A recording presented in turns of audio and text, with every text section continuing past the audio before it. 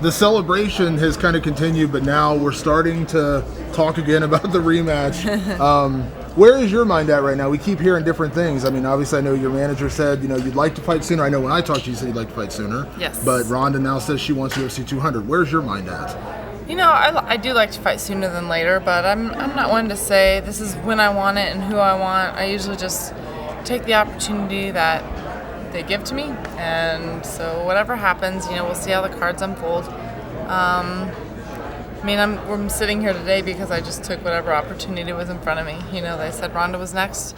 I said, all right. A lot of people thought it was too soon, so I think that it's been best for me just to keep going with how I normally do it. Just let it flow. So if it's UFC 200, then rematch is great.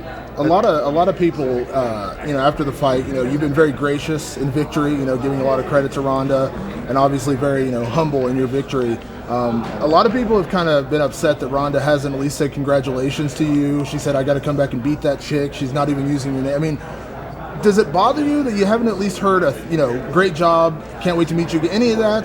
No, because I think a lot of things that I think if somebody doesn't want to say it or doesn't, it's obviously affected her in a different way. She hasn't really kind of reacted this way to a fight before, and so I know it's just a lot of emotion, and it's really nothing on me. I don't want to lose any sleep over it, lose any energy over it. You talked about sort of going with the flow and just waiting for things to happen. Has it been an adjustment that, you say that and then we write a headline about it? Yeah, everything I say does come into a headline sometimes, but I just kind of speak from my heart, speak what I feel, and if that's, I don't mind people knowing how I feel and what I think, so it's fine with me. So you are enjoying the sort of extra spotlight that sort of comes with being champion a little bit? It's a constant reminder that I won, so I don't mind it, but I do like my privacy, and so, I don't mind it. I appreciate the media, and I appreciate fans, and I appreciate all of that because I wouldn't have a job without it, so I definitely am going to embrace it, but I do like to shut the doors and shut everybody out sometimes and just have some peace and quiet to myself as well. You kind of dream about what it'll be like to get back to a bit of a normal life, get back to Albuquerque and get back into your routine? Yes, I really want to just kind of have a normal, even training schedule. So it's been fun to travel, and I've been able, I got a workout in with my coach yesterday because he's here for some of the fights, so I try and keep it as normal as I can even on the road. Just kind of keep down to earth a little bit, and just kind of, this is great, and it's only for a few hours though, and then I can leave and kind of do my own thing. What's been the most surprising thing about all this attention that comes with being a champion? It's been a big, overwhelming flood of media attention. It's a lot, and it's great. But it's not necessarily surprising. I've seen all the other champions and the schedules that they have to keep up with, and so I can't say that it was something that I was shocked by, but I do like to have my own space sometimes, so I'm looking forward to a little bit of a quieter ride for a little bit. Holly, is everything settled now for the Rousey fight? You're fine July 9th, and that's just the way it's going to be? Nothing's set in stone, so we'll see how it unfolds. How much do you want to fight in the interim versus just waiting for Ronda, or waiting for that day? I like to fight sooner than later, but like I said, I've never in my life said I want to fight this person at this time. I don't do that. So I don't like to wait 8 months, but I'm not going to sit here and just demand anything different. I just, if they give me something sooner, great, and if not, then great. Stephen A. Smith of ESPN said Dana texted him and said that you wouldn't be ready to fight till June. Is there any truth to that? I'm ready to fight tomorrow. So you don't know where that I don't know where that came from. Maybe they just don't want me to fight till then, maybe, but no, I'm perfectly healthy. I'm ready to go. Talk to us about that Q&A session yesterday. It was insane. The Q&A was just crazy. There was a lot of energy and a lot of excitement, so it's fine. I knew going out there that kind of a crowd is very bold and very, they're there to try and kind of just be fun and cause a lot of commotion, so I knew it was going to be one of those really intense Q&As, experience it. I'm always like that. Let's just take it in, however it goes. from the first time, when you got matched up with Ronda, a lot of the pressure was on her, and she had a lot of talk before the fight. You kind of just went in there and were yourself, even with the weigh-ins. You had a smile on your face. You were just like, I'm just here to get a drink. With the rematch, she's already saying that she's going to win or retire. Do you feel like maybe she's kind of mounting the pressure on herself a little bit, maybe unnecessarily? Yeah, everybody has their own mental way, their own mental game. So if that's the way she needs to feel ready for this, maybe she needs to feel like it's this or nothing in order to really just completely dive into it and dive into training. So I don't know. Whatever she feels, every fighter has their own mental game.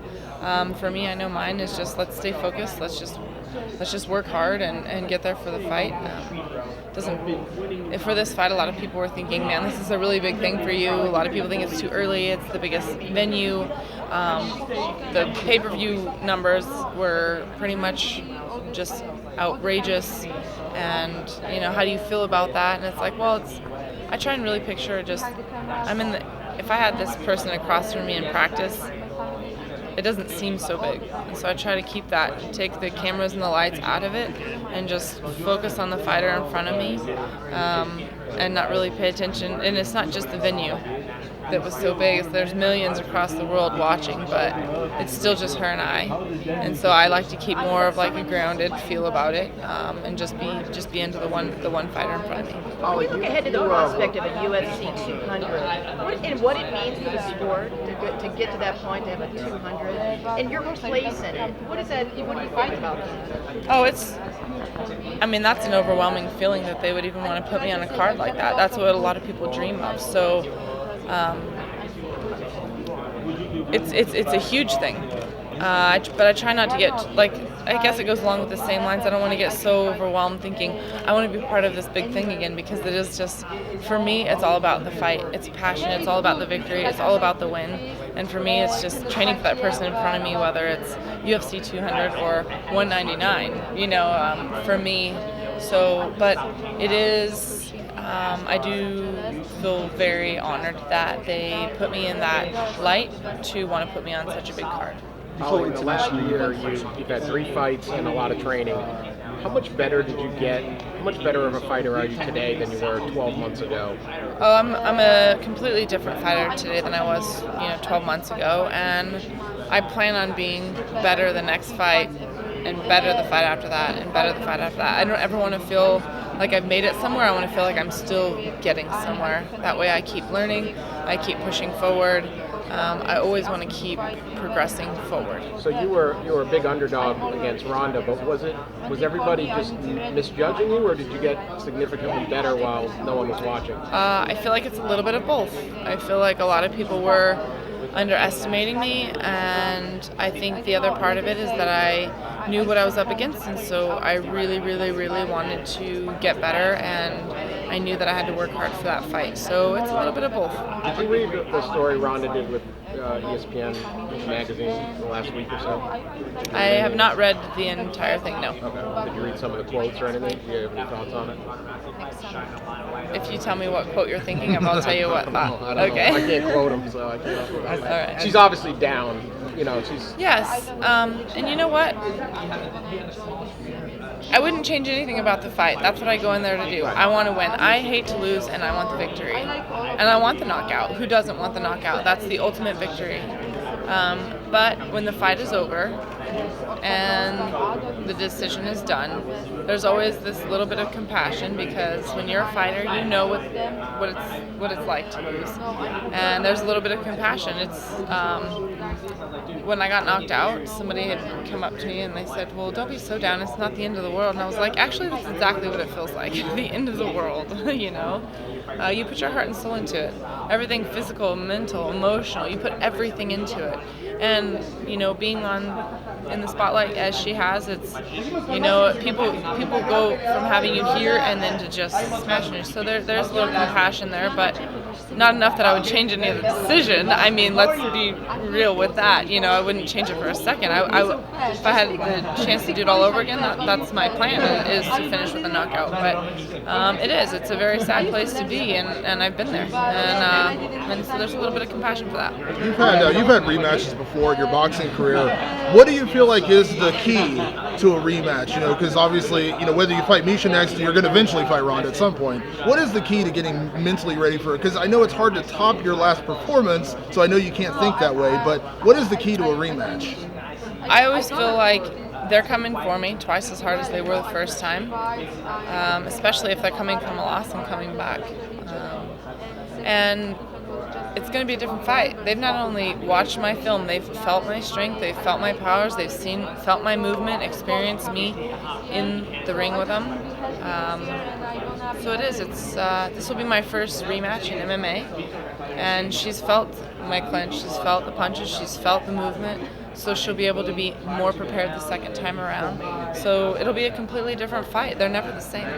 Holly, you've been in so many different fights and so many different disciplines. When you look back at that fight, was that your most complete effort as an athlete? I mean, when you think about what in the middle of it, and then when you look back at the film and everything you did, was that you putting everything together that you know as an athlete? So everything we practiced played out in the fight, and not every fight is like that.